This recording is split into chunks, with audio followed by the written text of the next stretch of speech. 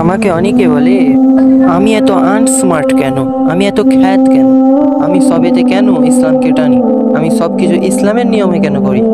আমার হালাল চয়েস দেখে অনেকে আমাকে আনস্মার্ট বলে। আমার চুল কেন মডার্ন নয়, আমার চুল কেন সবকিছুতে এত খ্যাত খ্যাত কেন, আমার এগুলো অনেকে বলে আমাকে।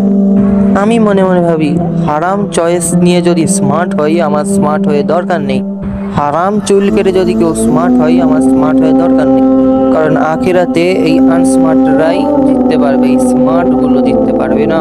স্মার্ট হতে হবে আল্লাহর কাছে, মানুষের কাছে স্মার্ট হয়ে লাভ হবে না।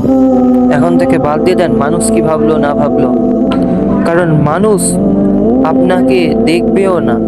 আপনি যখন গরিব থাকবেন, আপনাকে মানুষ এসে টাকা দেবে না, আপনাকে মানুষ এসে খাইয়ে যাবে না। মানুষ খালি আপনার সমালোচনা করতে পারবে, আপনাকে আনস্মার্ট বলতে পারবে, কিন্তু